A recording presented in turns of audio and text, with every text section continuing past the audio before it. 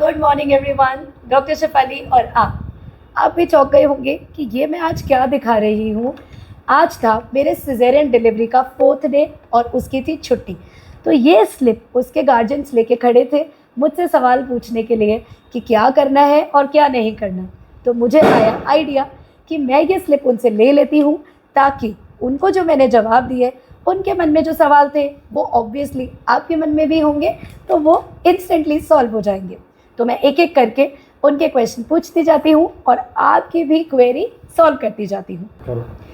पहला सवाल, बच्चे को दूध माँ का पिलाना है, यदि माँ का नहीं आए तो गाय का या डब्बे का? ऑफ कोर्स सबसे पहला है ब्रेस्ट फीडिंग। यदि माँ का दूध उचित मात्रा में नहीं आ रहा, माँ नहीं पिला पा रही, बच्चे का पेट नहीं भर रहा, बच्चा प्रॉपर लैचिंग और सकिंग 4th डे ही है, सीख रहा है, कंप्लीटली नहीं कर रहा, तो पिलाना है फॉर्मूला मिल्क टाइप 1। बहुत अच्छे अच्छे ब्रांड्स अवेलेबल है, आप कोई भी पिला सकते हैं। गाय का दूध 6 मंथ्स तक स्ट्रिक्टली बच्चे को नहीं देना। इसके अलावा सिंपल टिप है, 6 चम्मच पानी 1 चम्मच पाउडर मिक्स करके फिर आपको उसे कम से कम 15-20 मिनट लगा के पिलाना है और बर्प करानी है। सेकेंड, बाबू को नहलाना है क्या और मालिश करनी है क्या?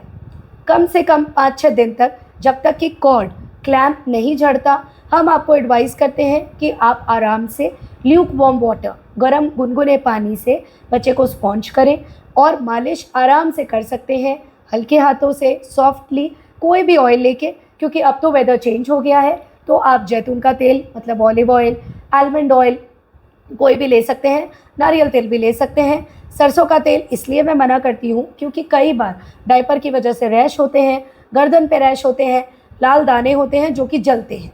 तो आप मस्टर्ड ऑयल को अवॉइड करके इनमें से कोई भी ऑयल से हल्के हल्के हाथ से मालिश कीजिए और बच्चे को स्पॉन्ज कीजिए। नहलाना नॉर्मली 7-8 दिन के बाद है, बर्थ से। आज 4th डे था तो 3-4 दिन के बाद आप नहला सकते हैं, और उसमें भी अगर वेदर चेंज है तो आप उसे ऑल्टरनेट डे भी नहला सकते हैं, डेली भी नहला सकते हैं। बच्चे को बांधना है क्या? नॉर्मली हम अलाउ करते हैं कि आप बच्चे को खुला छोड़िए ताकि हाथ पैर चलाएगा, मोटर सेंसरी डेवलपमेंट स्टार्ट होगा, माँ की ब्रेस्ट को पकड़ेगा, उसे लैचिंग आएगी, उसे इमोशनल बॉन्डिंग होगी। अगर आपको लगता है कि मच्छर वगैरह मक्खी बहुत है आपके रूम में, तो पहले तो प्लीज़ उन सबको बाहर भगाइए, ऑल आउट का यूज़ कीजिए, क्योंकि अभी डेंगू भी बहुत ज़्यादा फैल रहा है। फिर भी यदि आपको लगता है कि बच्चा बार बार डिस्टर्ब होता है, चमक रहा है, तो आप उसे हल्के से रैप कर सकते हैं, ज़रूरी नहीं है। अब जो मेरी पेशेंट डिस्चार्ज हुई थी उसकी ड्रेसिंग कब चेंज होगी, उसे नहलाना कब है और स्टिच कब निकलेंगे। आज वैसे 4th डे था, हमने उसकी ड्रेसिंग की थी और वाटरप्रूफ ड्रेसिंग नॉर्मली हम लोग सब करते हैं। आप घर ले जाके आराम से नहला सकते हैं, चेयर पे बैठा के नहलाना है, गुनगुने पानी से नहलाना है, सोप यूज़ करनी है। फिर dressing change normally 8th-9th day, caesarean के 8th-9th डे हम लोग वापस बुलाते हैं, तो डिस्चार्ज के 5 दिन बाद बुलाते हैं। फिर हम ड्रेसिंग हटाते हैं, नॉर्मली पेस्टिंग की जाती है, सबक्यूट स्टिच लगाते हैं, चिपकाया जाता है, तो जो नॉट होती है उसे हम कट कर देते हैं। वापस से ड्रेसिंग नॉर्मली हम नहीं करते अगर बिल्कुल ड्राई होते हैं, क्योंकि जितना हवा पानी लगेगा उतना ही स्किन जल्दी हील होगी। तो आपको डेली नहाना है, टाँकों को साबुन पानी से साफ़ करना है स्टिच निकलने के बाद, और उस पर कोई भी ऑइंटमेंट अप्लाई करना है। इसके अलावा दोबारा ड्रेसिंग नॉर्मली ज़रूरत नहीं पड़ती है, तो जब हम आपको बुलाते हैं 8वें-9वें दिन स्टिच निकालते हैं, उसके बाद एक ड्रेसिंग कर दी जाती है, जो आपको बोल दिया जाता है कि अब आप इसे 4-5 दिन बाद हटा लें। खाने की डाइट क्या लेनी है, वेरी इंपॉर्टेंट क्वेश्चन। देखिए, घर जा कर के 4 दिन के बाद में आपको दूध चालू करना है। दिन में 3 ग्लास दूध, ड्राई फ्रूट्स, केसर, अंजीर, खजूर, बादाम, वॉलनट्स ज़रूर देने हैं। कूट के आप दूध में भी दे सकते हैं। इसके अलावा चपाती, हरी सब्ज़ी, दाल, ये बेसिक चीज़ें हैं जो आपको देनी है। आप लोग क्या करते हैं, बिल्कुल ब्लैंड फीका दलिया खिचड़ी, पेशेंट की भूख मर जाती है, उसको कॉन्स्टिपेशन हो जाती है, उसे चक्कर आने लगते हैं।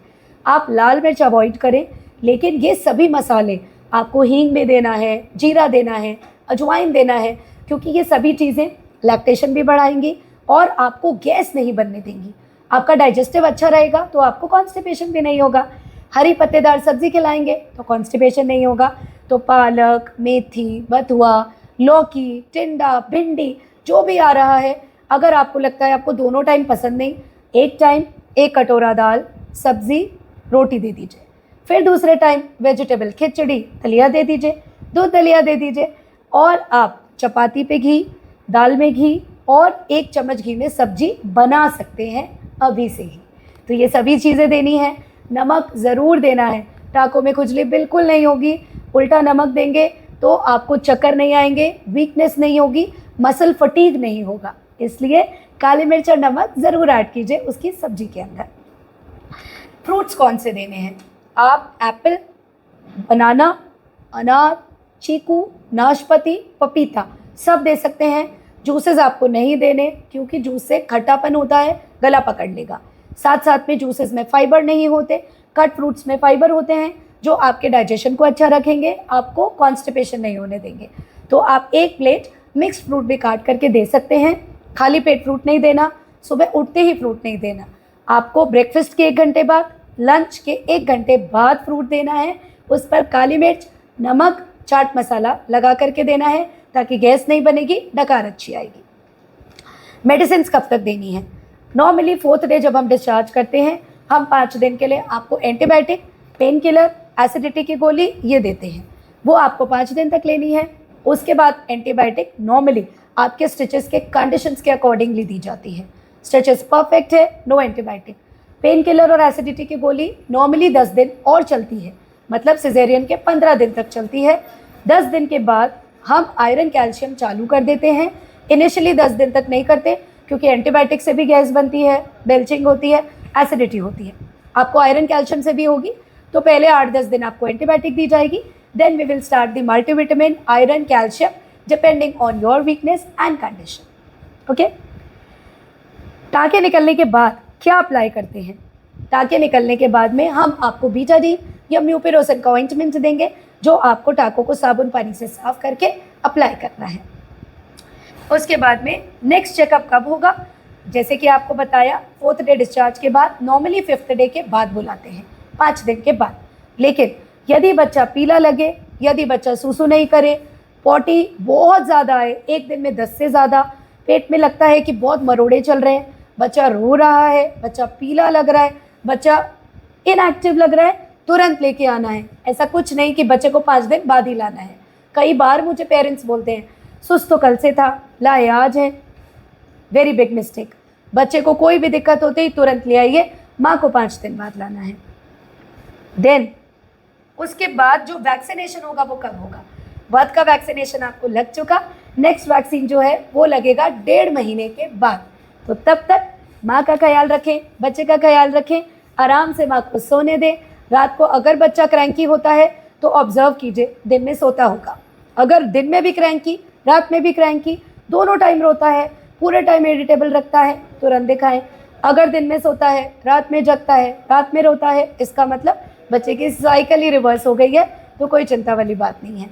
माँ और बच्चे का भरपूर ध्यान रखें, प्यार करें, अच्छे से खाने का ध्यान रखें क्योंकि वो एक टेंडर अवस्था में है। माँ बहुत नाजुक स्थिति में है, मूड स्विंग्स होते हैं, खाने का मन नहीं करता, नींद पूरी नहीं होती, पेन होता है, तो उसे खूब सारा लाड प्यार करें ताकि उसका ये जो परप्यूरियम पीरियड है 40 डेज़ का अच्छे से निकले और वो फिट एंड फाइन रहे, ताकि उसके आगे का जीवन भी इन्हीं 40 दिनों पे निर्भर रहता है। So stay healthy, stay positive. और भी क्वेश्चन हो तो आप डालते रहिए। इस तरह से मुझे और भी पर्चियाँ मिलेगी तो मैं आपसे शेयर करती रहूँगी ताकि उनके साथ साथ आपकी भी क्वेरी सॉल्व कर सकूँ। Stay happy.